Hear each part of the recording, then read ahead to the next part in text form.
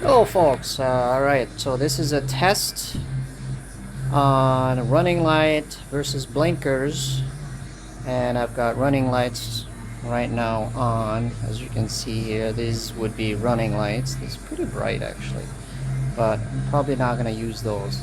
Anyways, this is a normally open relay. Got it all hooked up to test everything. It's also hooked up to the blinkers source for the relay, and we're supposed to turn it on, and then when I turn my blinkers on, here we go.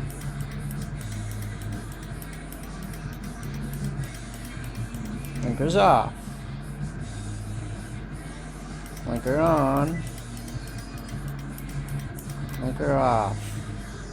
Alright, so there's a couple of things that I need to do.